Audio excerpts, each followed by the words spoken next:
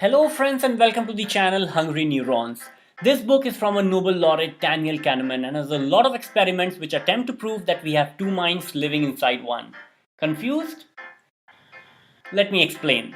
The author says that just like we have a left and a right brain, we also have a fast and a slow brain.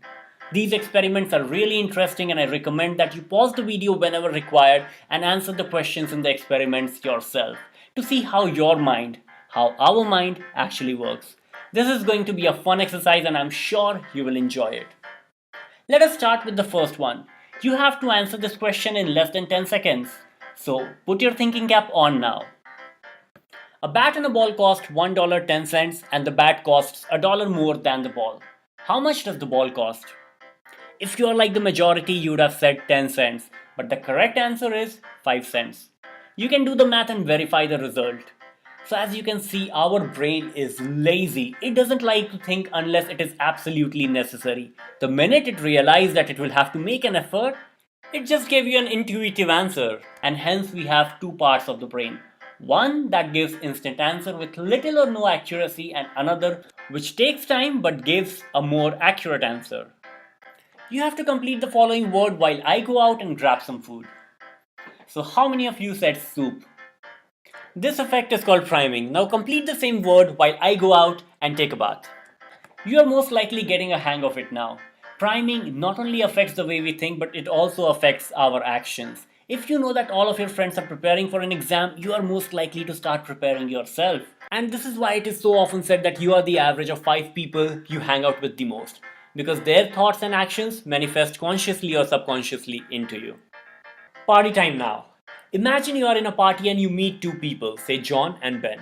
John is an easygoing person who can make conversations lively and interesting. Ben, on the other hand, is reserved and speaks only when needed. Now, after the party, you have to ask one of them to contribute to your charity. Who will you approach first? John, right? Even though John has not shown any interest in charity whatsoever, your mind has oversimplified things on the basis of false suggestions, which very often lead to potentially wrong conclusions. Just like initially we assume our crush is a perfect human being, or our parents can never be wrong. The next powerful idea from the book is that we overestimate what we generally hear. For instance, in the history of time, how would you rate the peacefulness of this generation? Well, we have to be the worst, right? We have all these wars and terrorist organizations and people killing one another, but that answer is not accurate. We are in fact one of the most peaceful generations in history. If you don't live in the Middle East, there are high chances that no one is invading into your private space or looting the women in your country. Then why do we feel that we are not? It is because of the constant focus on negative news. Information travels way faster today than it used to in any other time in history. And our judgment is based on popular information. This is also why the freedom of press and speech today is the fundamental part of any democracy. If someone can control what information should reach you and what shouldn't, which to an extent large corporations and governments already do, they effectively are then controlling the way you think and feel about the world. If killing innocents continues to be projected as elimination of threat against terrorism, you will most likely accept it. Not today or tomorrow, but maybe after a period of time. Time for a tip to crack an interview.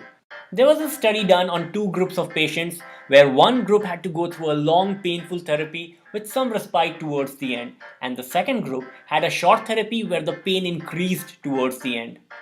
Who do you think was happier during and after the therapy? People in group 1 were more frustrated during the therapy, but after that they were happier than people from group 2, who were surprisingly disappointed.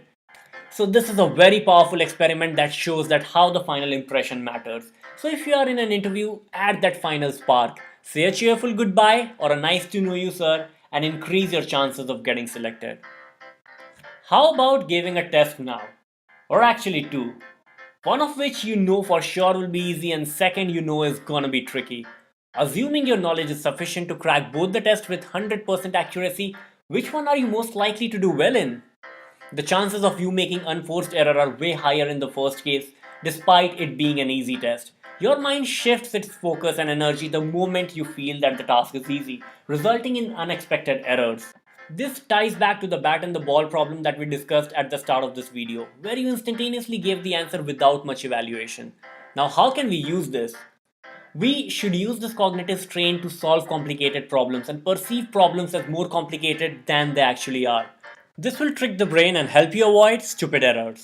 I hope you found this video helpful. Please take some time and let this video sink in. There are so many places where you can apply the principles that you have learned today in this video.